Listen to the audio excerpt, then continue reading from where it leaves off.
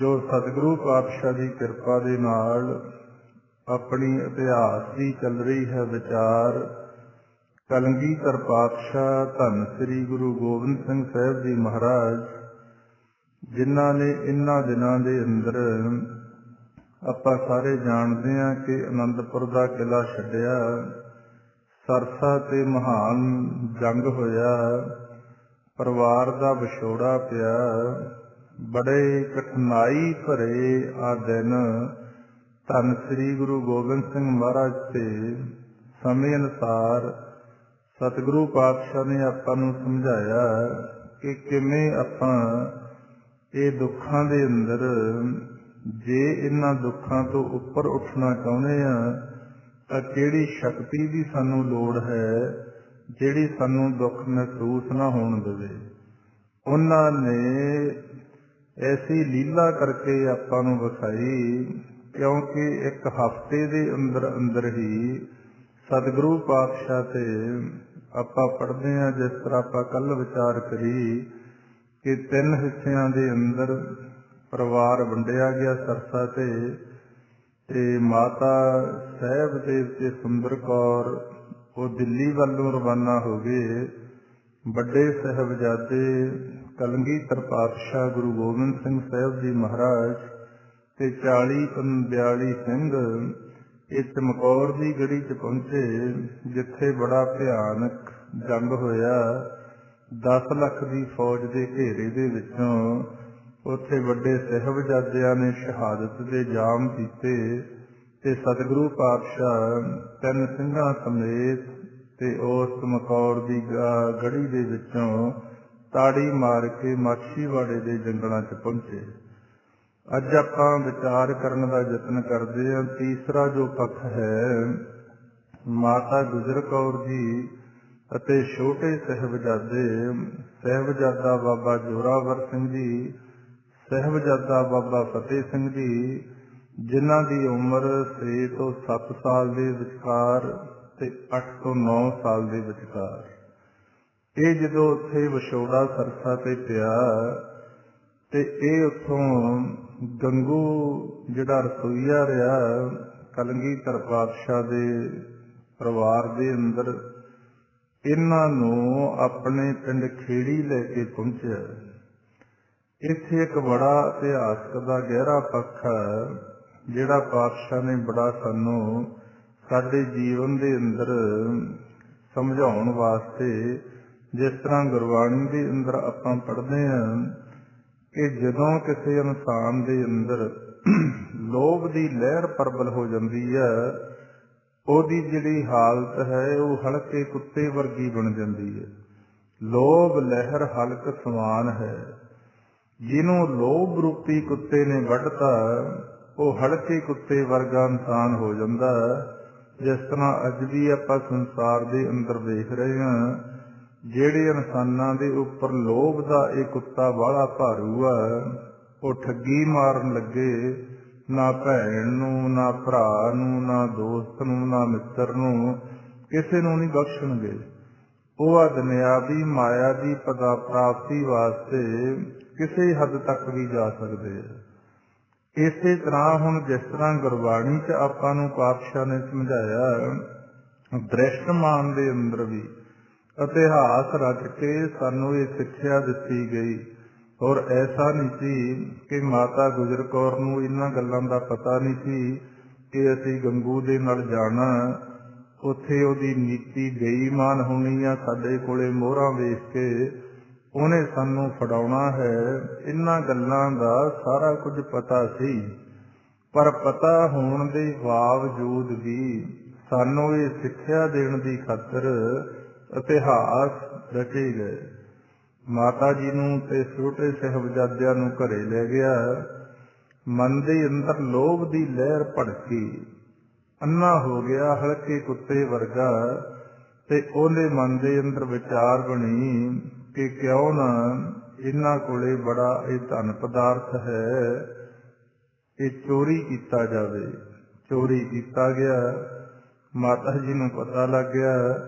ਦੂਸਰੇ ਦਿਨ ਚੜ੍ਹੇ, ਪੁੱਛਿਆ ਕਿ ਗੰਗੂ, ਸਾਡਾ ਇੱਥੋਂ ਜਿਹੜਾ ਉਹ ਮੋਹਰਾਂ ਵਾਲੀ ਥੈਲੀ ਹੈ ਉਹ ਗਾਇਬ ਹੈ, ਕੋਈ ਚੁੱਕ ਕੇ ਲੈ ਗਿਆ। ਹੁਣ ਜਿਹੜਾ ਝੂਠਾ ਬੰਦਾ ਹੋਵੇ ਉਹ ਰੌਲਾ ਬਹੁਤ ਪਾਉਂਦਾ ਤੇ ਉਹਨੇ ਰੌਲਾ ਪਾਇਆ ਤੇ ਤਾਨਾ ਵੀ ਦਿੱਤਾ ਕਿ ਇੱਕ ਤਾਂ ਮੈਂ ਔਖੇ ਸਮੇਂ ਤੁਹਾਡੀ ਇੱਥੇ ਸੇਵਾ ਸੰਭਾਲ ਕਰ ਰਿਹਾ, ਜੇ ਹਕੂਮਤ ਨੂੰ ਪਤਾ ਲੱਗ ਗਿਆ ਤਾਂ ਮੇਰੇ ਪਰਿਵਾਰ ਤੇ ਬਹੁਤ ਵੱਡਾ ਕਸ਼ਟ ਆ ਸਕਦਾ, ਤੇ ਦੂਸਰਾ ਤੁਸੀਂ ਮੇਰੇ ਤੇ ਇਹ ਚੋਰੀ ਦਾ ਇਲਜ਼ਾਮ ਲਾਉਣੇ ਹੋ। ਮਾਤਾ ਗੁਜਰ ਕੌਰ ਜੀ ਨੇ ਬੜਾ ਸਮਝਾਇਆ ਕਿ ਗੰਗੂ ਅਸੀਂ ਤੇਰੇ ਤੇ ਇਲਜ਼ਾਮ ਨਹੀਂ ਲਾਉਂਦੇ, ਚਲੋ ਛੱਡੋ ਜੋ ਕੋਈ ਮਰਜ਼ੀ ਲੈ ਗਿਆ, ਪਰ ਹੁਣ ਲੋਭ ਦੀ ਲਹਿਰ ਇੰਨੀ ਪ੍ਰਬਲ ਹੈ। ਪਿੰਡ ਦੇ ਚੌਧਰੀ ਕੋਲੇ ਗਿਆ, ਉਹਨੂੰ ਲੈ ਕੇ ਮਰਿੰਡੇ ਥਾਣੇ ਪਹੁੰਚਿਆ। ਉੱਥੇ ਜਾਨੀ ਖਾਂ ਤੇ ਮਾਨੀ ਖਾਂ ਆਏ। ਉਹਨਾਂ ਨੇ ਮਾਤਾ ਗੁਜਰ ਕੌਰ ਜੀ ਅਤੇ ਛੋਟੇ ਸਾਹਿਬਜ਼ਾਦਿਆਂ ਨੂੰ ਗ੍ਰਿਫਤਾਰ ਕੀਤਾ। ਗੱਡੇ ਦੇ ਅੰਦਰ ਬਿਠਾ ਕੇ ਦੂਸਰੇ ਦਿਨ ਇੱਕ ਰਾਤ ਮਰਿੰਡੇ ਕੱਟੀ ਗਈ। ਸਰਹੰਦ ਦੇ ਅੰਦਰ ਜਾ ਕੇ ਪੇਸ਼ ਕਰਵਾਏ। ਬੜਾ ਖੁਸ਼ ਹੋਇਆ ਵਜ਼ੀਰ ਖਾਂ ਸਰਹੰਦ ਦਾ ਸੂਬਾ, ਕਿਉਂਕਿ ਇੱਕ ਪਾਸੇ ਉਹ ਬਹੁਤ ਵੱਡੀ ਹਾਰ ਖਾ ਚੁੱਕੇ ਸੀ, ਕਿਉਂਕਿ ਉਹਨਾਂ ਦਾ ਇੱਕੋ ਇੱਕ ਮਕਸਦ ਸੀ ਕਿ ਕਿਸੇ ਨਾ ਕਿਸੇ ਵਿਧੀ ਦੁਆਰਾ ਅਸੀਂ ਧੰਨ ਸ੍ਰੀ ਗੁਰੂ ਗੋਬਿੰਦ ਸਿੰਘ ਮਹਾਰਾਜ ਨੂੰ ਖਤਮ ਕਰ ਦਈਏ ਤਾਂ ਸਾਡੇ ਮੂਹਰੇ ਕੋਈ ਅੱਖ ਚੁੱਕਣ ਵਾਲਾ ਨਹੀਂ। ਯਤਨ ਕੀਤੇ ਗਏ, ਇੱਥੋਂ ਤੱਕ ਕਿ ਧਰਮ ਦੀਆਂ ਝੂਠੀਆਂ ਸੌਹਾਂ ਖਾ ਕੇ ਵੀ ਤੋੜੀਆਂ ਗਈਆਂ। ਹਮਲੇ ਹੋਏ। ਚਮਕੌਰ ਦੇ ਅੰਦਰ ਬਹੁਤ ਵੱਡਾ ਘਮਸਾਨ ਦਾ ਯੁੱਧ ਹੋਇਆ। ਬੜੇ ਵੱਡੇ ਘੇਰੇ ਪਾਏ ਗਏ। ਯਤਨ ਕਰਨ ਦੇ ਬਾਵਜੂਦ ਵੀ ਜਦੋਂ ਉਹਨਾਂ ਨੂੰ ਇਸ ਗੱਲ ਦਾ ਪਤਾ ਲੱਗਿਆ ਕਿ ਗੁਰੂ ਗੋਬਿੰਦ ਸਿੰਘ ਤਾਂ ਇਹ ਚਮਕੌਰ ਦੇ ਗੜੀ ਦੇ ਵਿੱਚੋਂ ਸਾਡੇ ਘੇਰੇ ਤੋੜ ਕੇ ਸੁਰੱਖਿਅਤ ਅੱਗੇ ਨਿਕਲ ਚੁੱਕਿਆ, ਸੋਹੀਆਂ ਨੇ ਦੇ ਦਿੱਤੀ ਇਹ ਆਪਣੀ ਰਿਪੋਰਟ, ਕਿਉਂਕਿ ਪਹਿਲਾਂ ਤਾਂ ਭੁਲੇਖਾ ਪੈ ਗਿਆ ਸੀ। ਜਦੋਂ ਸੰਤ ਸਿੰਘ ਦਾ ਸੀਸ ਵੱਢ ਕੇ ਕਲਗੀ ਸਮੇਤ ਪੇਸ਼ ਕੀਤਾ, ਖੁਸ਼ ਹੋਏ ਬਹੁਤ, ਪਰ ਬਾਅਦ 'ਚ ਪਤਾ ਲੱਗ ਗਿਆ ਕਿ ਇਹ ਤਾਂ ਸਾਡੀ ਗਲਤ ਫਹਿਮੀ ਆ, ਗੁਰੂ ਗੋਬਿੰਦ ਸਿੰਘ ਤਾਂ ਅੱਗੇ ਚਲੇ ਗਏ। ਉਹਨਾਂ ਨੂੰ ਥੋੜ੍ਹੀ ਜਿਹੀ ਧਾਰਤ ਮਿਲੀ, ਕਿਉਂਕਿ ਉਹਨਾਂ ਨੂੰ ਇਸ ਗੱਲ ਦਾ ਹੌਸਲਾ ਹੋਇਆ ਕਿ ਸ਼ਾਇਦ ਉਹਨਾਂ ਦੇ ਪਰਿਵਾਰ ਨੂੰ, ਬੜੇ ਛੋਟੇ ਨੇ ਬੱਚੇ, ਬਜ਼ੁਰਗ ਮਾਤਾ ਹੈ, ਇਹਨਾਂ ਨੂੰ ਅਸੀਂ ਆਪਦੀ ਈਨ ਦੇ ਅੰਦਰ ਲੈ ਆਵਾਂਗੇ। ਸ਼ਾਇਦ ਇਹਨਾਂ ਦੀ ਗ੍ਰਿਫਤਾਰੀ ਦਾ ਜਦੋਂ ਗੁਰੂ ਗੋਬਿੰਦ ਸਿੰਘ ਨੂੰ ਪਤਾ ਲੱਗੇ, ਉਹ ਸਾਡੇ ਅੱਗੇ ਆ ਕੇ ਆਤਮ ਸਮਰਪਣ ਕਰ ਦੇਣਗੇ। ਬਹੁਤ ਵੱਡਾ ਭੁਲੇਖਾ ਸੀ ਉਹਨਾਂ ਨੂੰ, ਕਿਉਂਕਿ ਸ਼ੁਰੂ ਤੋਂ ਲੈ ਕੇ ਹੁੰਦਾ ਆਇਆ। ਇੱਕ ਪਾਸੇ ਪਰਮਾਤਮਾ ਦੇ ਭੇਜੀਆਂ ਹੋਈਆਂ ਸ਼ਕਤੀਆਂ ਸੰਸਾਰ 'ਚ ਆਉਂਦੀਆਂ, ਦੂਸਰੇ ਪਾਸੇ ਜਿਹੜੇ ਰਾਜ ਭਾਗ ਦੇ ਹੰਕਾਰ ਦੇ ਅੰਦਰ ਚੱਲਦੇ ਨੇ ਸੰਸਾਰੀ ਲੋਕ, ਇਹਨਾਂ ਦੀ ਟੱਕਰ ਹੁੰਦੀ ਰਹੀ। ਅਖੀਰ ਇਹਨਾਂ ਨੂੰ ਫਿਰ ਹਾਰ ਦਾ ਮੂੰਹ ਦੇਖਣਾ ਪੈਂਦਾ।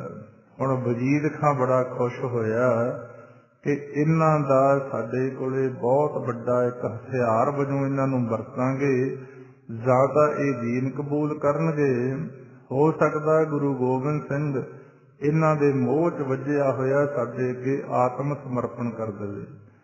ਠੰਡੇ ਬੁਰਜ ਦੇ ਅੰਦਰ ਮਾਤਾ ਗੁਜਰ ਕੌਰ ਜੀ, ਕਿਉਂਕਿ ਇੱਕ ਉੱਚਾ ਬੁਰਜ ਬਣਾਇਆ ਹੁੰਦਾ, ਅੱਜ ਕੱਲ੍ਹ ਤਾਂ ਸਮਾਂ ਹੁਣ ਤਬਦੀਲ ਹੋ ਗਿਆ, ਗਰਮੀ ਤੋਂ ਬਚਣ ਵਾਸਤੇ ਬੜੇ ਸਾਧਨ ਨੇ। ਉਦੋਂ ਇੱਕ ਉੱਚਾ ਬੁਰਜ ਬਣਾਇਆ ਜਾਂਦਾ ਜਿੱਥੇ ਚਾਰੇ ਪਾਸਿਓਂ ਹਵਾ ਚੱਲੇ ਗਰਮੀ ਰਹਿਣ ਵਾਸਤੇ। ਹੁਣ ਸਰਦੀ ਦੇ ਮੌਸਮ ਦੇ ਅੰਦਰ ਠੰਡੇ ਬੁਰਜ ਦੇ ਅੰਦਰ ਮਾਤਾ ਗੁਜਰ ਕੌਰ ਤੇ ਛੋਟੇ ਸਾਹਿਬਜ਼ਾਦਿਆਂ ਨੂੰ ਰੱਖਿਆ ਗਿਆ। ਦੂਸਰੇ ਦਿਨ ਕਚਹਿਰੀ ਲੱਗੀ, ਸੁਨੇਹਾ ਭੇਜਿਆ ਗਿਆ ਕਿ ਛੋਟੇ ਬੱਚਿਆਂ ਨੂੰ ਬੜੇ ਆਦਰ ਨਾਲ ਲੈ ਕੇ ਆਓ, ਕਿਉਂਕਿ ਬੜੇ ਛਲ ਕੀਤੇ ਜਾਂਦੇ ਨੇ ਰਾਜਨੀਤਿਕ ਬੰਦਿਆਂ ਵੱਲੋਂ ਕਿ ਕਿਸੇ ਨਾ ਕਿਸੇ ਵਿਧੀ ਦੁਆਰਾ ਅਸੀਂ ਜਿੱਤ ਪ੍ਰਾਪਤ ਕਰ ਲਈਏ। ਸਾਹਿਬਜ਼ਾਦਿਆਂ ਨੂੰ ਬੁਲਾਇਆ ਗਿਆ। ਉਹ ਆਪਾਂ ਜਾਣਦੇ ਹਾਂ ਕਿ ਪਹਿਲੇ ਸਮੇਂ ਜਿਹੜੇ ਪੁਰਾਣੇ ਘਰ ਹੁੰਦੇ ਚੰਗੇ ਪਾਏ ਹੋਏ ਲੋਕਾਂ ਦੇ, ਉਹਨਾਂ ਦੇ ਗੋਲ ਦਰਵਾਜ਼ੇ ਹੁੰਦੇ ਡਾਟਾਂ ਵਾਲੇ। ਇੱਕ ਵੱਡਾ ਦਰਵਾਜ਼ਾ ਹੁੰਦਾ, ਇੱਕ ਉਹਦੇ ਅੰਦਰ ਛੋਟੀ ਜਿਹੀ ਮੋਰੀ ਰੱਖੀ ਹੁੰਦੀ, ਜਿਹਦੇ ਅੰਦਰ ਦੀ ਲੰਘ ਕੇ ਆਪਾਂ ਅੰਦਰ ਜਾਂਦੇ। ਤੇ ਉੱਥੇ ਵੀ ਹੁਣ ਜਿੱਥੇ ਕਚਹਿਰੀ ਲੱਗਣੀ, ਉੱਥੇ ਇਹ ਯਤਨ ਕੀਤਾ ਗਿਆ, ਵੱਡਾ ਦਰਵਾਜ਼ਾ ਖੋਲ੍ਹਣ ਦੀ ਬਜਾਏ ਉਹਨਾਂ ਨੂੰ ਛੋਟੇ ਦਰਵਾਜ਼ੇ ਦੇ ਅੰਦਰ ਦੀ ਲੰਘਾਉਣ ਦਾ ਯਤਨ ਕੀਤਾ ਕਿ ਸ਼ਾਇਦ ਸਿਰ ਝੁਕੇ। ਪਰ ਕੌਣ ਸਿਖਾਵੇ ਗੁਰੂ ਗੋਬਿੰਦ ਸਿੰਘ ਮਹਾਰਾਜ ਦੇ ਸੁਰਜੰਦਾਂ ਨੂੰ। ਉਹਨਾਂ ਨੇ ਬੜੇ ਸਕੀਮ ਦੇ ਨਾਲ ਪਹਿਲਾਂ ਆਪਣੇ ਚਰਨ ਅੱਗੇ ਲੰਘਾਏ, ਬਿਨਾਂ ਸੀਸ ਝੁਕਾਏ ਸੂਬੇ ਦੀ ਕਚਹਿਰੀ 'ਚ ਪੇਸ਼ ਹੋਏ ਤੇ ਜਾਣ ਸਾਰ ਫਤਿਹ ਦਾ ਜੈਕਾਰਾ ਲਾਇਆ। ਵਾਹਿਗੁਰੂ ਜੀ ਕਾ ਖਾਲਸਾ ਤੇ ਵਾਹਿਗੁਰੂ ਜੀ ਕੀ ਫਤਿਹ। ਬੜੇ ਯਤਨ ਕੀਤੇ ਗਏ। ਉਹਨਾਂ ਨੂੰ ਸਮਝਾਇਆ ਗਿਆ ਕਿ ਇਹ ਵਜੀਦ ਖਾਂ ਸੂਬਾ ਹੈ ਸਰਹੰਦ ਦਾ, ਬੜਾ ਜ਼ਾਲਮ, ਤਰਸ ਨਾਉਂ ਦੀ ਇਹਦੇ ਕੋਲੇ ਕੋਈ ਚੀਜ਼ ਨਹੀਂ ਹੈ। ਤੁਹਾਡਾ ਪਿਤਾ ਤੇ ਤੁਹਾਡੇ ਵੱਡੇ ਭਰਾ, ਤੁਹਾਡੇ ਬਹੁਤ ਸਾਰੇ ਨਾਲ ਦੇ ਸਿੰਘ, ਕੁਝ ਕੁ ਸਰਸਾ 'ਚ ਰੁੜ ਗਏ, ਕੁਝ ਉੱਥੇ ਜੰਗ ਦੇ ਅੰਦਰ ਮਾਰੇ ਗਏ, ਕੁਝ ਚਮਕੌਰ ਦੇ ਅੰਦਰ ਅਸੀਂ ਖਤਮ ਕਰਤੇ। ਹੁਣ ਤੁਹਾਡੇ ਕੋਲੇ ਇੱਕ ਰਸਤਾ ਬਚਦਾ, ਤੁਸੀਂ ਇਹ ਵਜੀਦ ਖਾਂ ਦੇ ਅੱਗੇ ਸਲਾਮ ਕਰੋ, ਦੀਨ ਕਬੂਲ ਕਰੋ ਤੇ ਤੁਹਾਡਾ ਜਿਹੜਾ ਰਹਿੰਦਾ ਜੀਵਨ ਹੈ ਉਹ ਸੁੱਖਾਂ ਭਰਿਆ ਹੋਵੇਗਾ। ਤੇ ਪਰ ਨਹੀਂ, ਉਹਨਾਂ ਦੀ ਇਹ ਪੇਸ਼ ਚੱਲੀ ਤੇ ਸਾਹਿਬਜ਼ਾਦਿਆਂ ਨੇ ਬੜੀ ਨਿਡਰਤਾ ਦੇ ਨਾਲ ਜਵਾਬ ਦਿੱਤਾ ਕਿ ਵਜੀਦ ਖਾਨ, ਸਾਡੇ ਪਿਤਾ ਨੂੰ ਕੌਣ ਖਤਮ ਕਰ ਸਕਦਾ? ਤੇਰੇ 'ਚ ਐਡੀ ਪਾਵਰ ਨਹੀਂ ਹੈ ਤੂੰ ਸਾਡੇ ਪਿਤਾ ਨੂੰ ਗ੍ਰਿਫਤਾਰ ਕਰ ਲੈ ਤੇ ਜਾਂ ਉਹਨਾਂ ਨੂੰ ਖਤਮ ਕਰੇ। ਉਹਨਾਂ ਨੂੰ ਅਕਾਲ ਪੁਰਖ ਨੇ ਆਪਣਾ ਪੁੱਤਰ ਬਣਾ ਕੇ ਭੇਜਿਆ। ਇਹ ਤੇਰਾ ਬਹੁਤ ਵੱਡਾ ਇੱਕ ਭਰਮ ਹੈ, ਅਸੀਂ ਦੀਨ ਨਹੀਂ ਕਬੂਲ ਕਰਾਂਗੇ। ਅਸੀਂ ਆਪਣੇ ਧਰਮ ਦੇ ਅੰਦਰ ਨਾ ਸਾਡੇ ਪਿਤਾ ਗੁਰੂ ਨੇ, ਨਾ ਗੁਰੂ ਨਾਨਕ ਦੇ ਘਰ ਨੇ ਜਬਰੀ ਕਿਸੇ ਦਾ ਧਰਮ ਤਬਦੀਲ ਕਰਵਾਇਆ ਤੇ ਨਾ ਹੋਣ ਦਿੱਤਾ। ਜਬਰੀ ਧਰਮ ਕਬੂਲ ਕਰਾਉਣ ਦੇ ਲਈ ਤਾਂ ਸਾਡੇ ਦਾਦਾ ਜੀ ਗੁਰੂ ਤੇਗ ਬਹਾਦਰ ਸਾਹਿਬ ਮਹਾਰਾਜ ਨੇ ਆਪਣਾ ਸੀਸ ਬਲੀਦਾਨ ਦਿੱਤਾ। ਅਸੀਂ ਉਸ ਗੁਰੂ ਤੇਗ ਬਹਾਦਰ ਦੇ ਪੋਤਰੇ ਹਾਂ, ਜਿਨ੍ਹਾਂ ਨੇ ਕਿਸੇ ਦਾ ਧਰਮ ਬਚਾਉਣ ਵਾਸਤੇ ਆਪਣਾ ਬਲੀਦਾਨ ਦਿੱਤਾ। ਤੇ ਤੂੰ ਕੌਣ ਆ ਸਾਨੂੰ ਦੀਨ ਕਬੂਲ ਕਰਨ ਵਾਲਾ? ਜੇ ਤੇਰੇ ਮਨ 'ਚ ਇਹ ਭੁਲੇਖਾ, ਕਿਉਂਕਿ ਇਹ ਜਿਹੜੀਆਂ ਗੱਲਾਂ ਨੇ ਆਮ ਬੰਦੇ ਇਹਨਾਂ ਤੋਂ ਦੂਰ ਚਲੇ ਜਾਂਦੇ ਆ। ਉਹ ਚਾਹੁੰਦੇ ਨੇ, ਰਾਜਨੀਤੀ ਦੇ ਪੱਖ ਰੱਖਦੇ ਨੇ ਚਾਰ, ਜਿਸ ਤਰ੍ਹਾਂ ਸਾਹਿਬਜ਼ਾਦਿਆਂ ਅੱਗੇ ਵੀ ਰੱਖੇ ਗਏ। ਇਹਨਾਂ ਨੂੰ ਸਿਖਾਇਆ ਜਾਂਦਾ ਰਾਜਨੀਤੀ ਦੇ ਜਿਹੜੇ ਪੱਖ ਨੇ।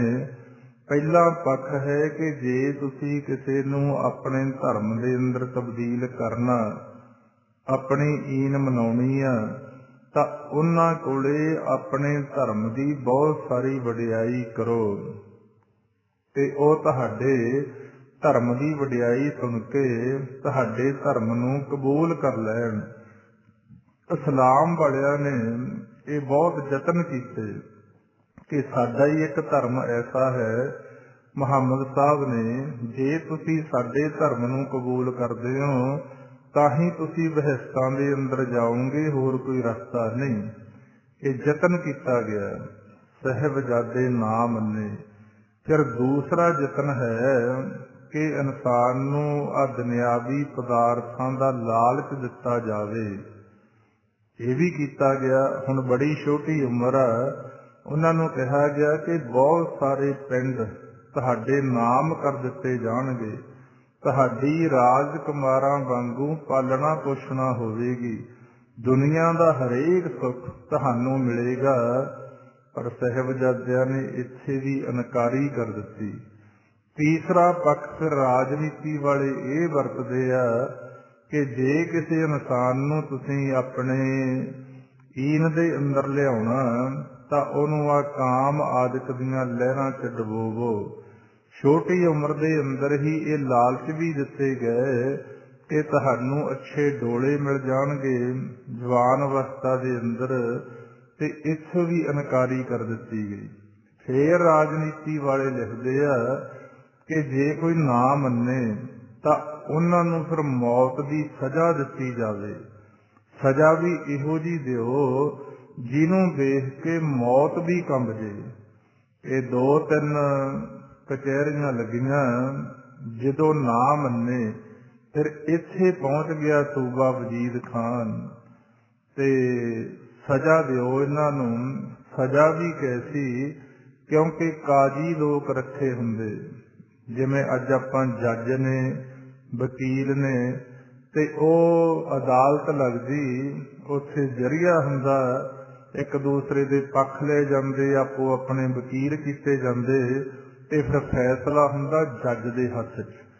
उन्हां दा फैसला दिंदा काजी, क्योंकि काजी धर्मी लोग गिणे जांदे, जिन्हां नूं रब दे समान मन्निया जांदा कि जिहड़े जिस तरह परमात्मा किसी नाल अन्याय नहीं करदा, जिवें अज आपां भी कह दिंदे हां कि जज ते रब बराबर हो जांदे आ।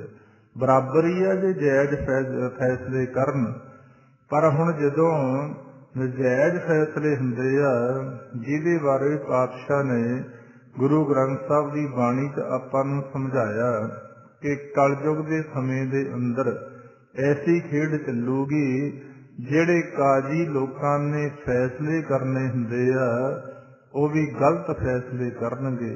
काजी होए कै बहे न्याय, फेरे तकदी कहे करे खुदाए, लैके वड्डी हक गवाए, जे को पुछे तां पढ़ सुनाए।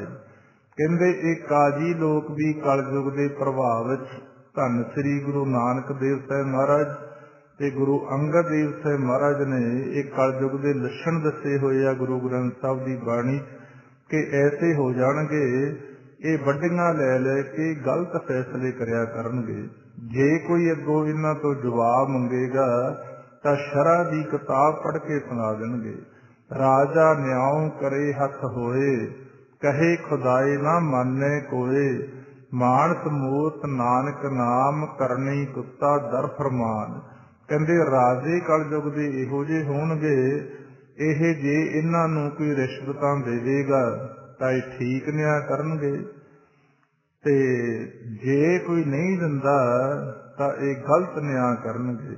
राजा न्याओ करे हथ होए, कहे खुदाए ना माने कोई। ये रब दीयां गल्लां भी करनगे पर मन्नणगे भी नहीं। ते हालत पातशाह कहंदे किहो जी होवेगी, मानस मूरत नानक नाम करनी कुत्ता दर फरमान। इन्हां दे शरीर मानसां वाले होणगे ते करनी कुत्तियां वाली होवेगी। एक जगह तां पातशाह ने यह भी समझाता, दूसरे गुरु अंगद देव साहिब महाराज ने कहंदे, राजे सिंह मुकदम कुत्ते, जाए जगाए बैठे सुते, चाकर निहदा पाए नघाओ, रत पित कुत्ते हो चट जाओ। कहंदे राजियां दी हालत इहो जी हो जाऊगी शेरां वर्गी। राजे सी मुकदम कुत्ते, जिहड़े इन्हां दे सलाहकार ने ये कुत्तियां वर्गे हो जाणगे। जाए जगाए बैठे सुते, ये लोकां नूं राम दी जिंदगी बतीत करदियां करदियां नूं ऐसे कानून घड़नगे, तंग कर देणगे। ते हालत कैसी हो जाऊगी, कहंदे जिवें शेर ने वो शिकार कर लेंदे आ, मोटा मोटा मांस खा जांदे आ, ते जिहड़े टुकड़े आ जां रत डुल्ली उहनूं कुत्ते चटदे आ। कलयुग दे प्रभाव दे राजे इहो जे होणगे। महाराज ने लिखिया बाणी च कि बहुत बड़ा बड़ा आ जिहड़ा धन पदार्थ है, रिश्वतां ने देश दा धन आप लुट लैणगे ते बचदा कुचदा इन्हां दे जिहड़े सलाहकार ने वो कुत्तियां वांगू लुटणगे। अज संसार च आपां वेख रहे हां, ऐसा ही हो रहा।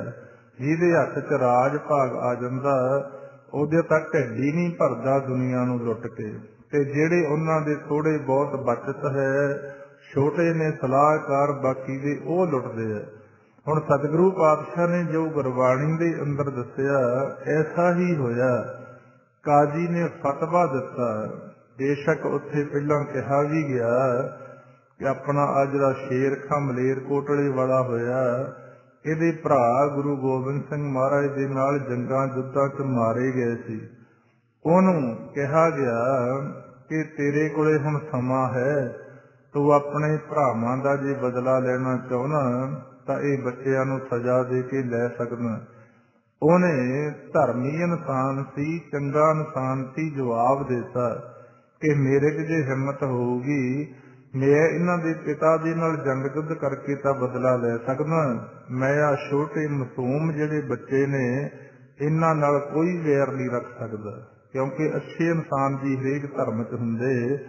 ਤੇ ਫਿਰ ਉਹਨੇ ਇਹ ਵੀ ਗੱਲ ਆਖੀ ਕਿ ਜਿਹੜੀ ਤੁਸੀਂ ਸਜ਼ਾ ਦੇਣ ਦੀ ਗੱਲ ਕਰਦੇ ਹੋ ਇਹ ਆਪਣੇ ਧਰਮ ਦੇ ਅਨੁਕੂਲ ਨਹੀਂ। ਜਿੰਨਾ ਚਿਰ ਕਿਸੇ ਇਨਸਾਨ ਨੇ ਕੋਈ ਗੁਨਾਹ ਨਹੀਂ ਕੀਤਾ ਉਨਾ ਚਿਰ ਉਹ 'ਤੇ ਕੋਈ ਗਵਾਹੀ ਨਹੀਂ ਦਿੰਦਾ ਤਾਂ ਉਹਨੂੰ ਸਜ਼ਾ ਨਹੀਂ ਦਿੱਤੀ ਜਾ ਸਕਦੀ। ਇਹ ਤਾਂ ਬੱਚੇ ਨੇ ਅਣਭੋਲ, ਇਹ ਆਪਣੇ ਧਰਮ ਦੇ ਉਲਟ ਹੈ। ਪਰ ਉੱਥੇ ਵਜ਼ੀਰ ਖਾਂ ਨੇ ਆਪਦੇ ਗਲੋਂ ਗਲਾਮਾਂ ਲਾਉਣ ਦੇ ਲਈ ਕਾਜ਼ੀਆਂ ਨੂੰ ਫਿਰ ਵਰਤਿਆ। ਕਾਜ਼ੀ ਹੋਏ ਕਹਿ ਬਹਿ ਨਿਆਏ, ਫੇਰੇ ਤਸਦੀ ਕਰੇ ਖਦਾਏ, ਲੈ ਕੇ ਵੱਡੀ ਹੱਕ ਗਵਾਏ, ਜੇ ਕੋ ਪੁੱਛੇ ਤਾਂ ਪੜ੍ਹ ਸੁਣਾਏ। ਸੁੱਚਾ ਨੰਦ ਵਰਗਿਆਂ ਨੇ ਬਲਦੀ ਅੱਗ ਦੇ ਉੱਪਰ ਹੋਰ ਤੇਲ ਪਾਇਆ ਕਿ ਇਹ ਗੁਰੂ ਗੋਬਿੰਦ ਸਿੰਘ ਦੇ ਬੱਚੇ ਨੇ, ਜੇ ਇਹੀ ਨਹੀਂ ਈਨ ਮੰਨਦੇ ਤਾਂ ਇਹਨਾਂ ਦੇ ਪਿਤਾ ਨੂੰ ਤੁਸੀਂ ਕਿੱਥੋਂ ਮਨਾ ਲਓਗੇ।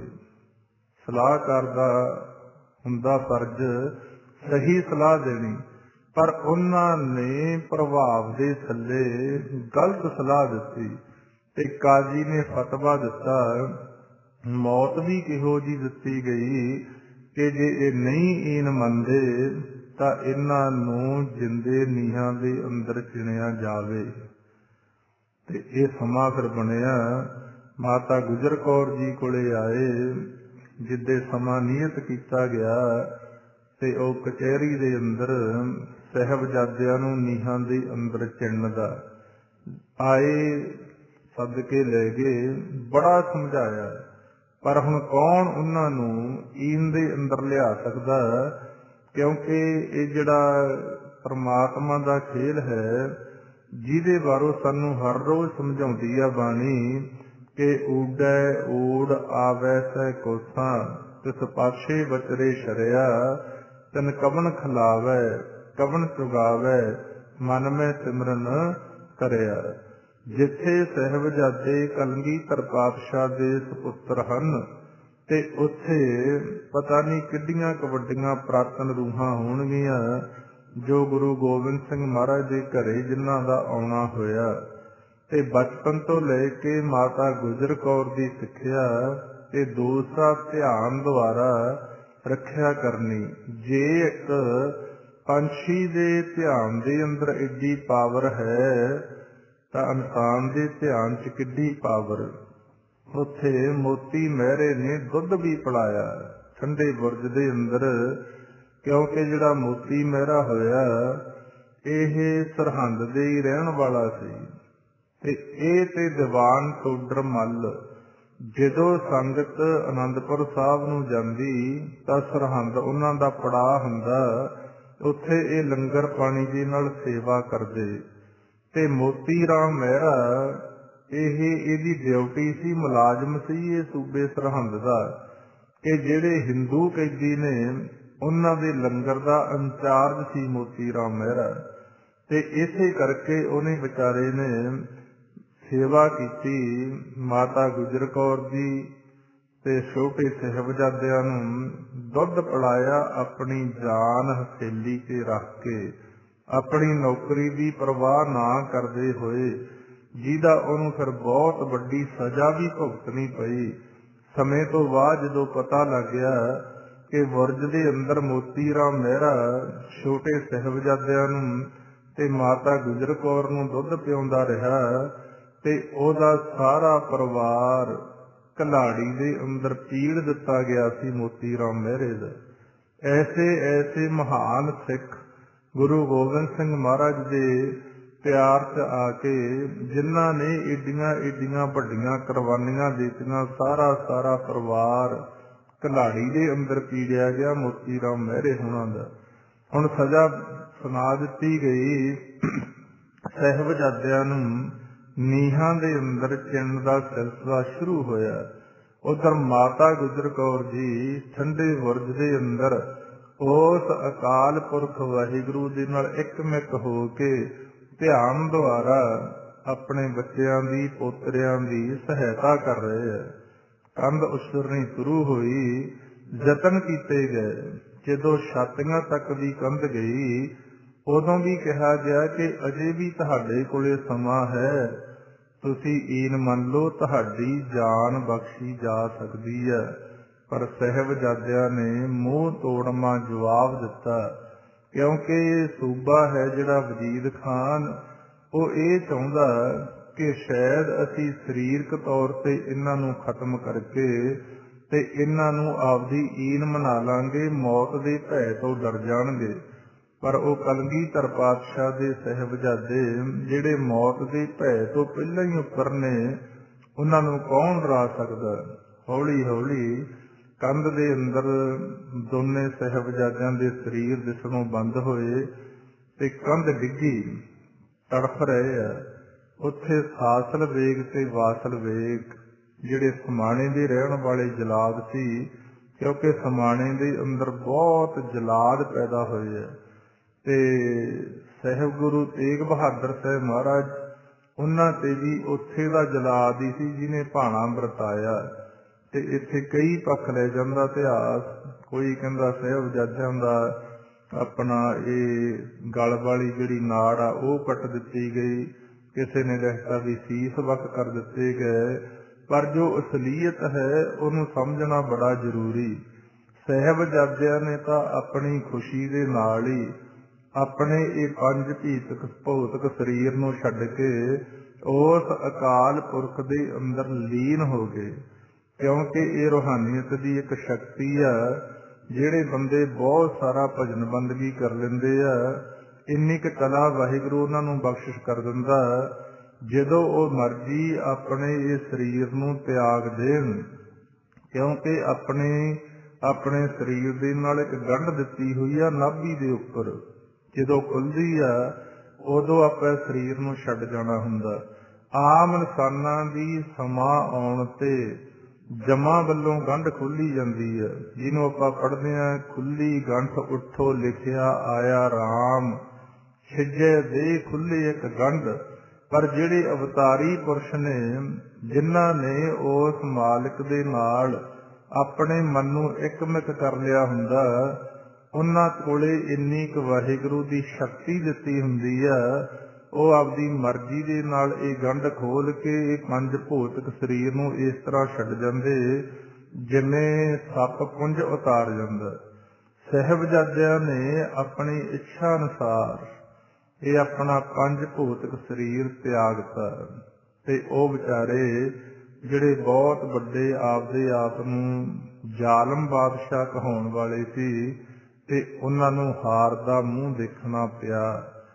ਤੇ ਉਹਦੀ ਇੱਕ ਬੇਗਮ ਵੀ ਦੱਸਿਆ, ਕਿਉਂਕਿ ਹਰੇਕ ਪਰਿਵਾਰ 'ਚ, ਹਰੇਕ ਧਰਮ 'ਚ ਬੜੇ ਅੱਛੇ ਇਨਸਾਨ ਵੀ ਹੁੰਦੇ ਆ ਤੇ ਜ਼ਾਲਮ ਵੀ ਬੜੇ ਹੁੰਦੇ ਆ। ਉਹਦੀ ਬੇਗਮ ਸੀ ਇੱਕ ਵਜ਼ੀਰ ਖਾਨ ਦੀ। ਉਹਨੇ ਬਹੁਤ ਸਮਝਾਇਆ ਵਜ਼ੀਰ ਖਾਨ ਨੂੰ ਕਿ ਤੂੰ ਏਡਾ ਵੱਡਾ ਪਾਪ ਨਾ ਕਰ, ਇਹਨਾਂ ਦਾ ਕੋਈ ਕਸੂਰ ਨਹੀਂ। ਤੂੰ ਬਜ਼ੁਰਗ ਇਹਨਾਂ ਦੀ ਦਾਦੀ ਨੂੰ ਤੇ ਛੋਟੇ ਛੋਟੇ ਬੱਚਿਆਂ ਨੂੰ ਕਿਤੇ ਠੰਡੇ ਬੁਰਜ ਦੇ ਅੰਦਰ ਰੱਖਦਾ, ਕਿਤੇ ਏਡੀ ਵੱਡੀ ਸਜ਼ਾ ਜਿਹੜੀ ਤੂੰ ਸੁਣਾ ਰਿਹਾ, ਇਹ ਤੇਰੀ ਬਰਬਾਦੀ ਦਾ ਕਾਰਨ ਬਣ ਜੂਗੀ। ਪਰ ਵਜੀਦ ਖਾਂ ਰਾਜ ਭਾਗ ਤੇ ਨਸ਼ੇ ਦੇ ਹੰਕਾਰ 'ਚ, ਕਿਉਂਕਿ ਜਦੋਂ ਬੰਦੇ ਨੂੰ ਹੰਕਾਰ ਹੋਵੇ ਨਾ ਕਿਸੇ ਚੀਜ਼ ਦਾ, ਉਹ ਫਿਰ ਸਹੀ ਸਲਾਹ ਮੰਨਣ ਨੂੰ ਤਿਆਰ ਨਹੀਂ ਹੁੰਦਾ। ਜਦੋਂ ਸਹੀ ਸਲਾਹ ਨਾ ਮੰਨੇ ਤੇ ਉਹਦੀ ਬਰਬਾਦੀ ਦਾ ਕਾਰਨ ਬਣਦਾ। ਉਹਨੇ ਵਿਚਾਰੀ ਨੇ ਜਦੋਂ ਸਾਹਿਬਜ਼ਾਦਿਆਂ ਨੂੰ ਨੀਹਾਂ ਦੇ ਅੰਦਰ ਚਿਣਿਆ ਤੇ ਮਹਿਲ ਦੇ ਉੱਪਰੋਂ ਛਾਲ ਮਾਰ ਕੇ ਆਪਣੇ ਆਪ ਨੂੰ ਖਤਮ ਵੀ ਕਰ ਲਿਆ। ਪਰ ਵਜੀਦ ਖਾਂ ਦੇ ਮਨ ਦੇ ਉੱਪਰ ਭੋਰਾ ਵੀ ਜਿਹੜੀ ਤਰਸ ਵਾਲੀ ਹੁੰਦੀ ਆ, ਉਹ ਵਰਕਾ ਹੀ ਨਹੀਂ ਹੈ ਕੋਈ। ਸਾਹਿਬਜ਼ਾਦਿਆਂ ਦੇ ਅੰਤਮ ਸਵਾਸਾਂ ਤੋਂ ਬਾਅਦ ਇਤਿਹਾਸ ਵਾਲੇ ਨੇ ਲਿਖਿਆ, ਕਹਿੰਦੇ ਕੁਦਰਤ ਨੇ ਵੀ ਆਪਦਾ ਪੱਖ ਦਿਖਾਇਆ। ਫਿਰ ਅਸਮਾਨ ਦੇ ਅੰਦਰ ਬਹੁਤ ਸਾਰੀ ਲਾਲੀ ਹੋਈ, ਅਸਮਾਨ ਰੋਇਆ, ਧਰਤੀ ਰੋਈ, ਅੰਬਰ ਰੋਇਆ, ਧਰਤੀ ਰੋਈ, ਹਿੰਦੂ ਰੋਏ, ਮੁਸਲਮਾਨ ਰੋਏ, ਤੇ ਸਾਰੇ ਹਾਹਾਕਾਰ ਮੱਚੀ। ਹਨੇਰੀ ਤੂਫਾਨ ਆਇਆ ਤੇ ਕੌਣ ਨੇ ਵੀ ਮਦਦ ਕੀਤੀ। ਆਪਦਾ ਜਲਵਾ ਫਿਰ ਦਿਖਾਇਆ, ਆਪਦੀ ਸ਼ਕਤੀ ਦੇ ਨਾਲ ਚੱਕ ਕੇ ਹਨੇਰੀ ਨੇ ਪੌਣ ਨੇ ਰੋੜ, ਉਹਨਾਂ ਦੇ ਧੂੜ ਵੀ ਅੱਖਾਂ 'ਚ ਪਾਈ ਤੇ ਉਹਨਾਂ ਦੇ ਰੋੜੇ ਵੀ ਮਾਰੇ। ਕਿਉਂਕਿ ਕੁਦਰਤ ਦੇ ਅੰਦਰ ਪੌਣ, ਪਾਣੀ, ਅਗਨ ਜਿਹੜੇ ਚੱਲਦੇ ਆ, ਇਹ ਸਾਰੇ ਗੁਰਮੁਖ ਦੱਸਿਆ ਗਿਆ ਇਹਨਾਂ ਨੂੰ ਗੁਰਬਾਣੀ। ਜਦੋਂ ਕੋਈ ਜ਼ਾਲਮ ਬੰਦੇ ਗੁਰਮੁਖ ਲੋਕਾਂ ਤੇ ਅਤਿਆਚਾਰ ਕਰਦੇ ਆ, ਫਿਰ ਇਹ ਥੋੜਾ ਬਹੁਤਾ ਆਪਣਾ ਦਿਖਾਉਂਦੇ ਆ ਰੰਗ।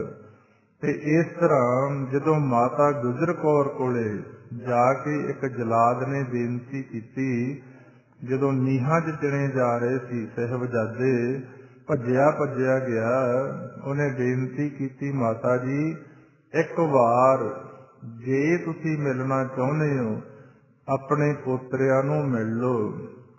ਲਾਲ ਤੁਹਾਡੇ ਬਹੁਤ ਛੋਟੇ ਨੇ, ਕੰਧ ਬਹੁਤ ਵੱਡੀ ਆ, ਜਦੋਂ ਉਹਨਾਂ ਦੀ ਮੌਤ ਨੇੜੇ ਆਈ ਉਹ ਡੋਲਣਗੇ, ਉਹ ਥਿੜਕਣਗੇ, ਤੇਰੇ ਵੀ ਕਾਲਜੇ ਨੂੰ ਦੁੱਖ ਲੱਗੂਗਾ। ਮੈਂ ਤੇਰੇ ਕੋਲੇ ਆਇਆ, ਤੇਰੇ ਕੋਲੇ ਅਜੇ ਵੀ ਸਮਾਂ, ਜੇ ਇੱਕ ਵਾਰ ਜਾ ਕੇ ਤੂੰ ਉਹਨਾਂ ਨੂੰ ਮਿਲ ਕੇ ਸਮਝਾ ਦੇਵੇਂ, ਈਨ ਮੰਨ ਜਾਣ, ਤੂੰ ਵੀ ਸੁਖੀ ਤੇ ਤੇਰੇ ਪੋਤਰਿਆਂ ਦੀ ਜਾਨ ਵੀ ਬਖਸ਼ੀ ਜਾ ਸਕਦੀ ਹੈ। ਮਾਤਾ ਗੁਜਰ ਕੌਰ ਨੇ ਬੜੇ ਅੱਗੋਂ ਸਹਿਜ ਦੇ ਨਾਲ ਉਹਨੂੰ ਜਵਾਬ ਦਿੱਤਾ।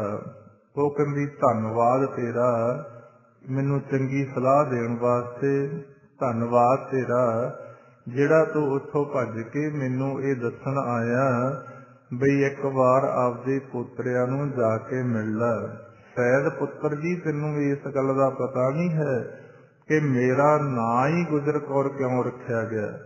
ਮਾਤਾ ਗੁਜਰੀ ਅੱਗੋਂ ਜਵਾਬ ਦਿੱਤਾ, ਮੈਂ ਗੁਜਰੀ, ਮੇਰੀ ਅੱਲ ਗੁਜਰੀ, ਇਹੋ ਜਿਹੀ ਕਹਾਣੀ ਤਾਂ ਮੇਰੇ ਉੱਤੇ ਘੜੀ ਘੜੀ ਗੁਜਰੀ, ਪਲ ਪਲ ਗੁਜਰੀ। ਪਹਿਲਾਂ ਪਤੀ ਦਿੱਤਾ, ਫੇਰ ਮੈਂ ਪੋਤੇ ਦਿੱਤੇ, ਹੁਣ ਮੌਤ ਮੈਨੂੰ ਕਹਿੰਦੀ ਆ ਚੱਲ ਗੁਜਰੀ। ਗੁਜਰੀ ਲੋਕ ਤਾਂ ਹੀ ਮੈਨੂੰ ਆਖਦੇ ਨੇ, ਜਿਹੜੀ ਆਈ ਸੋ ਮੈਂ ਸਿਰ ਤੇ ਝੱਲ ਗੁਜਰੀ।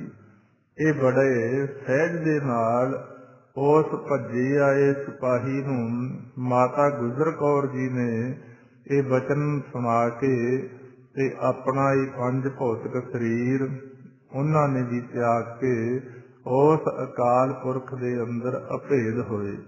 ਇਸ ਤਰ੍ਹਾਂ ਦੇ ਨਾਲ ਧੰਨ ਸ੍ਰੀ ਗੁਰੂ ਗੋਬਿੰਦ ਸਿੰਘ ਮਹਾਰਾਜ ਦੇ ਇਹ ਛੋਟੇ ਸਾਹਿਬਜ਼ਾਦੇ ਮਾਤਾ ਗੁਜਰ ਕੌਰ ਜੀ, ਇਹਨਾਂ ਨੇ 13 ਪੋਹ ਦੀ ਰਾਤ ਨੂੰ, ਕਿਉਂਕਿ ਇੱਕ ਹੀ ਹਫ਼ਤੇ ਦਾ ਸਮਾਂ ਹੈ, 6 ਤੇ 7 ਪੋਹ ਦੀ ਰਾਤ ਨੂੰ ਮਹਾਰਾਜ ਨੇ ਕਿਲ੍ਹਾ ਛੱਡਿਆ ਤੇ 13 ਪੋਹ ਦੀ ਰਾਤ ਨੂੰ ਮਾਤਾ ਗੁਜਰ ਕੌਰ ਜੀ ਤੇ ਛੋਟੇ ਸਾਹਿਬਜ਼ਾਦੇ ਵੀ ਇਹ ਭਾਣਾ ਵਰਤਾ ਕੇ ਸ਼ਹਾਦਤ ਜਾਮ ਪੀ ਕੇ ਸਾਨੂੰ ਬਹੁਤ ਵੱਡੀ ਸਿੱਖਿਆ ਦੇ ਕੇ ਇਹ 7 ਦਿਨਾਂ ਦੇ ਅੰਦਰ ਹੀ ਧੰਨ ਸ੍ਰੀ ਗੁਰੂ ਗੋਬਿੰਦ ਸਿੰਘ ਮਹਾਰਾਜ ਨੇ ਏਡਾ ਵੱਡਾ ਪਰਉਪਕਾਰ ਕੀਤਾ ਸਾਡੇ ਤੇ।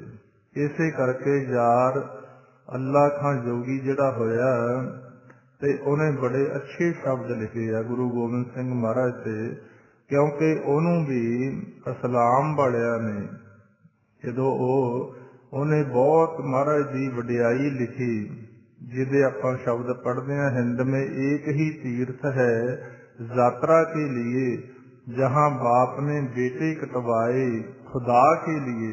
ਉਹਨੇ ਇਹ ਵੀ ਲਿਖਿਆ, ਕਹਿੰਦਾ ਇਨਸਾਫ ਕਰੇ ਜੀ ਸੇ ਜ਼ਮਾਨਾ ਤੋ ਯਕੀ ਹੈ, कहते गुरु गोबिंद सिंह का सानी ही नहीं है। कहता जे ये इंसाफ जिहड़ा जमाना है संसार है दिल से करे तो मैनू यकीन है सारे ये कह देंगे, कह दे कि गुरु गोबिंद सिंह का सानी ही नहीं है। करतार की सगंध नानक की कसम है, जितनी भी हो गोबिंद की तारीफ उतनी कम है। ਉਹਨੂੰ ਇਸ ਇਫਜ਼ ਦੇ ਅੰਦਰ ਕਾਫਰ ਕਿਹਾ ਗਿਆ ਤੇ ਉਹਨੂੰ ਕਾਫਰ ਕਹਿ ਕੇ ਇਹ ਉੱਤੇ ਹੁਕਮ ਵੀ ਲਾਗੂ ਕੀਤਾ ਕਿ ਤੂੰ ਮਸਜਿਦ ਦੀਆਂ ਪੌੜੀਆਂ ਨਹੀਂ ਚੜ੍ਹ ਸਕਦਾ, ਮਸੀਤ ਦੇ ਅੰਦਰ ਵੜ ਨਹੀਂ ਸਕਦਾ। ਇਹ ਉਹ ਗਿਆ ਵੀ ਨਹੀਂ। ਜਦੋਂ ਵਡੇਪਾ ਉਹਦੇ ਤੇ ਆਇਆ, ਇੱਕ ਕਾਜ਼ੀ ਗਿਆ ਉਹਦੇ ਕੋਲੇ ਉਹਨੇ ਤਰਸ ਦੇ ਨਾਲ ਉਹਨੂੰ ਸਮਝਾਉਣ ਦਾ ਯਤਨ ਕੀਤਾ। ਕਹਿੰਦਾ ਅੱਲਾਹ ਜੋਗੀ, ਯਾਰ ਖਾਂ ਜੋਗੀ, ਮੈਂ ਇੱਕ ਤੇਰੇ ਕੋਲੇ ਬੇਨਤੀ ਕਰਨ ਆਇਆ। ਉਹ ਕਹਿੰਦਾ ਦੱਸੋ। ਕਹਿੰਦਾ ਤੂੰ ਅਜੇ ਵੀ ਇੱਕ ਵਾਰ ਮਾਫੀ ਮੰਗ ਲਾ। ਇਹ ਗੱਲ ਕਹਿ ਦੇ ਕਿ ਜੋ ਮੈਂ ਗੁਰੂ ਗੋਬਿੰਦ ਸਿੰਘ ਮਹਾਰਾਜ ਦੀ ਤਾਰੀਫ ਲਿਖੀ ਆ ਉਹ ਮੇਰੇ ਤੋਂ ਗਲਤ ਲਿਖੀ ਗਈ, ਤੈਨੂੰ ਮਾਫ ਕਰ ਦੇਣਗੇ, ਤੈਨੂੰ ਮਸਜਿਦ ਦੇ ਅੰਦਰ ਜਾਣ ਦਾ ਹੁਕਮ ਹੋ ਜਾਊਗਾ, ਤੂੰ ਆਪਣਾ ਜੀਵਨ ਸਵਾਰ। ਉਹਨੇ ਬੜਾ ਅੱਛਾ ਜਵਾਬ ਦਿੱਤਾ। ਕਹਿੰਦਾ ਤੁਸੀਂ ਜਿਹੜੇ ਬਹਿਸ ਦੀ ਗੱਲ ਕਰਦੇ ਹੋ, ਮੈਨੂੰ ਉਸ ਬਹਿਸ ਸਵਰਗ ਦੀ ਲੋੜ ਨਹੀਂ ਹੈ। ਮੈਨੂੰ ਇਸ ਗੱਲ ਦਾ ਪਤਾ ਕਿ ਮੈਂ ਗੁਰੂ ਗੋਬਿੰਦ ਸਿੰਘ ਮਹਾਰਾਜ ਉਹਨਾਂ ਦੀ ਕੋਈ ਤਾਰੀਫ ਲਿਖੀ ਹੈ, ਗਲਤ ਤਾਂ ਲਿਖੀ ਨਹੀਂ। ਜਦੋਂ ਮੈਂ ਇਹ ਆਪਦਾ ਸਰੀਰ ਛੱਡਾਂਗਾ ਉਹ ਮੈਨੂੰ ਸੱਚਖੰਡ ਦੇ ਅੰਦਰ ਆਪ ਛੱਡ ਆਉਣਗੇ। ਜਵਾਬ ਦਿੱਤਾ ਗਿਆ। ਤੇ ਉਹਨੇ ਫਿਰ ਪੁੱਛਿਆ ਕਾਜੀ ਨੇ, ਕਹਿੰਦਾ ਵੀ ਤੇਰੇ ਕੋਲੇ ਐਸੀ ਕਿਹੜੀ ਸ਼ਕਤੀ ਆ ਜਿਹਦੇ ਨਾਲ ਤੂੰ ਇੰਨਾ ਨਿਡਰ ਹੋ ਗਿਆ? ਤੈਨੂੰ ਕਾਫਰ ਵੀ ਕਹਿੰਦੇ ਨੇ, ਬਹੁਤ ਕੁਝ ਬੋਲਦੇ ਨੇ, ਤੇਰੇ ਮਨ 'ਚ ਡਰ ਕਾਹਤੋਂ ਨਹੀਂ ਹੈ? ਨਿਰਭੈ ਕਿਉਂ ਹੋ ਗਿਆ? ਉਹਨੇ ਫਿਰ ਸਮਝਾਇਆ। ਕਹਿੰਦਾ ਮੈਨੂੰ ਗੁਰੂ ਗੋਬਿੰਦ ਸਿੰਘ ਮਹਾਰਾਜ ਨੇ ਉਸ ਅਕਾਲ ਪੁਰਖ ਵਾਹਿਗੁਰੂ ਦਾ ਸਿਮਰਨ ਦੱਸਿਆ, ਜਿਹਨੂੰ ਦੱਸ ਕੇ ਜੀਵ ਨਿਰਭੈ ਹੋ ਜਾਂਦਾ। ਨਿਰਭਉ ਜਪੈ ਸਗਲ ਭੈ ਮਿਟੈ। ਮੈਨੂੰ ਤਾਂ ਹੁਣ ਕਿ ਮੌਤ ਦਾ ਵੀ ਭੈ ਨਹੀਂ। ਤੂੰ ਇਹਨਾਂ ਨੂੰ ਕਹੇ ਆਪਣੇ ਕਾਫਰਾਂ ਨੂੰ, ਜਿਹੜੇ ਮੈਨੂੰ ਕਾਫਰ ਕਹਿੰਦੇ ਨੇ, ਕਾਫਰ ਤਾਂ ਇਹ ਨੇ ਜਿਹੜੇ ਕਿਸੇ ਦੇ ਦੁਆ ਦੇ ਅੰਦਰ ਆ ਕੇ ਇਹਨਾਂ ਨੇ ਏਡੇ ਛੋਟੇ ਛੋਟੇ ਬੱਚਿਆਂ ਤੇ ਏਡੀ ਵੱਡੀ ਵੱਡੀ ਸਜ਼ਾ ਸੁਣਾਈ ਤੇ ਬੈਰ ਬੰਨਿਆ। ਕਾਫਰ ਮੈਨੂੰ ਕਹਿੰਦੇ ਆ, ਮੈਂ ਨਹੀਂ ਇਹ ਗੱਲ ਕਹਿ ਸਕਦਾ। ਤੇ ਉਹਨੇ ਮਰਦੇ ਦਮ ਤੱਕ ਗੁਰੂ ਗੋਬਿੰਦ ਸਿੰਘ ਮਹਾਰਾਜ ਦੀ ਵਡਿਆਈ ਲਿਖੀ। ਤੇ ਇੱਕ ਉਹਨਾਂ ਨੇ ਹੋਰ ਬੜਾ, ਜਦੋਂ ਕਾਜੀ ਨੇ ਪੁੱਛਿਆ ਕਿ ਜੀ ਅਸੀਂ ਵੀ ਮੁਸਲਮਾਨ ਧਰਮ ਦਾ ਪ੍ਰਚਾਰ ਕਰਦੇ ਹਾਂ, ਤੁਸੀਂ ਵੀ ਕਰਦੇ ਰਹੇ ਤੇ ਹੁਣ ਤੁਸੀਂ ਗੁਰੂ ਗੋਬਿੰਦ ਸਿੰਘ ਮਹਾਰਾਜ ਦੇ ਮੁਰੀਦ ਬਣ ਗਏ, ਇਹ ਸੰਸਾਰ ਦੇ ਅੰਦਰ ਸਾਰਿਆਂ ਤੋਂ ਪ੍ਰਚਾਰ ਅੱਛਾ ਕਿਹੜਾ ਵਾ? ਤੇ ਉਹਨਾਂ ਨੇ ਫਿਰ ਲਿਖਿਆ, ਕਹਿੰਦੇ ਸਿਮਰਨ ਕੇ ਪ੍ਰਚਾਰ ਸੇ ਇਹ ਸਭ ਨੇਕੀਆਂ ਕੰਮ, ਮਹਤਾਜ ਇਸੀ ਚੀਜ਼ ਕੇ ਸਭੀ ਹੈ ਧਰਮ, ਨਾਮ ਕੇ ਪਿਆਲੇ ਕਾ ਰਸ ਪੀ ਚੁੱਕੇ ਹੈ ਹਮ।